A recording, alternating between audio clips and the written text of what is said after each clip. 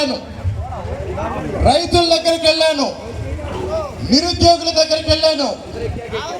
మహిళలందరూ వాళ్ళ బాధలు చెప్పుకున్నారు. అన్ని వర్గాల వాళ్ళ బాధలు విన్నాను. బయట ఉండి చాలా మంది అనేవాళ్ళు తిరువూరు వైసీపీ అంట, తిరువూరు టఫ్ అంట, తిరువూరు మళ్ళీ మనం గెలవంట అని. ఈ మాటలు ఏవి నాకు వినపడలేదు. ఈ మాటలు ఏవి నాకు వినపడలేదు. మీలో చాలా మంది 100 రోజుల నుంచి నన్ను చూశారు. నేను ఎప్పుడన్నా టెన్షన్ పెట్టడం చూసారా?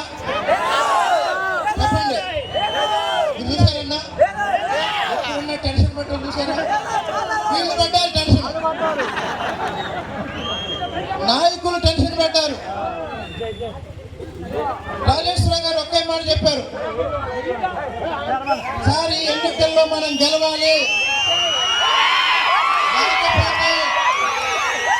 లేకపోతే స్వామిదాసు ముందు ఆ అవమానం మేము తట్టుకోలేము, మేము చూడలేమన్నారు. మళ్ళీ చెప్తున్నా, రాజేశ్వర గారు అంటే తిరువూరు తెలుగుదేశం పితామహుడు.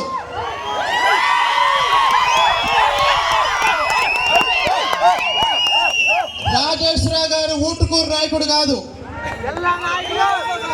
రాజేశ్వర గారు గంపలగూడ మండల నాయకుడు కాదు. రాజేశ్వర గారు తిరువూరు తెలుగుదేశం పితామహుడు. వర్ధిల్లాలి రాజేశ్వర గారి నాయకత్వం, వర్ధిల్లాలి రాజేశ్వర గారి నాయకత్వం. ఇలాంటి రాజేశ్వర గారి నాయకత్వంలో మన సర్వ సైన్య అధ్యక్షుడు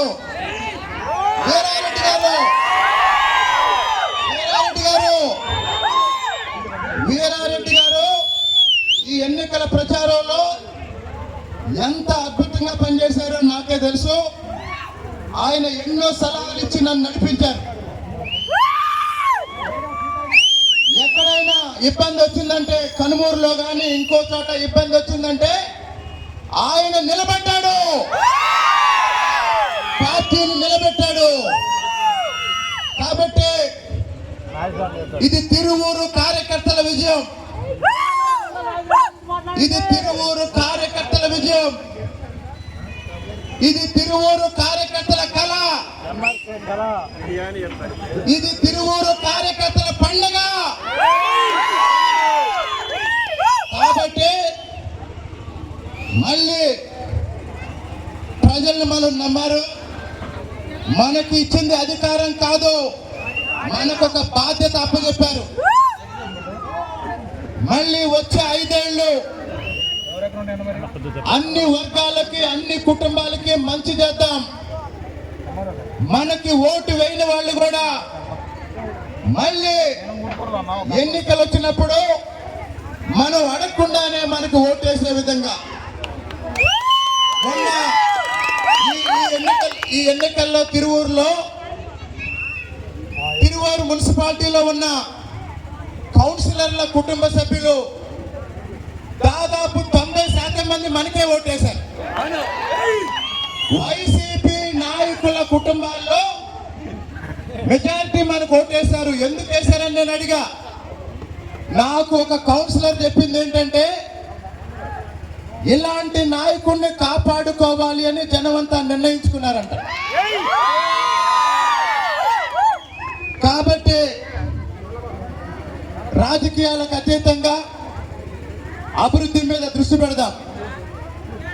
మన వాళ్ళు ఎవరిని ఇబ్బంది పెట్టకండి, ఎవరన్నా ఇబ్బంది పెడితే వదిలిపెట్టకండి.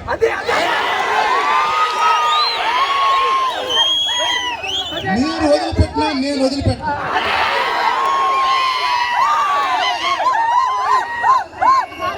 మనం ఎవరిని ఇబ్బంది పెట్టద్దు, ఇబ్బంది పెట్టిన వాళ్ళు ఎవరిని వదిలిపెట్టద్దు,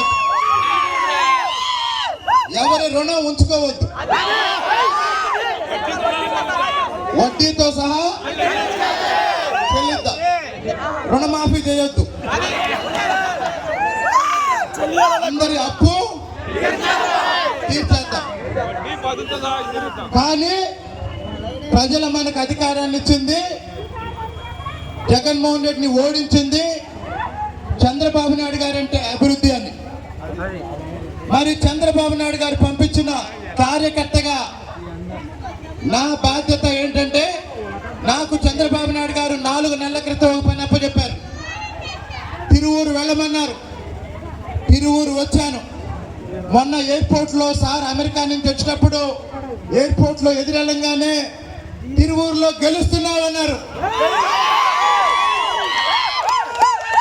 నేను చెప్పాను, సార్ మీరు నాకు ఒక పని అప్పచెప్పారు, ఆ పని నేను పూర్తి చేశాను.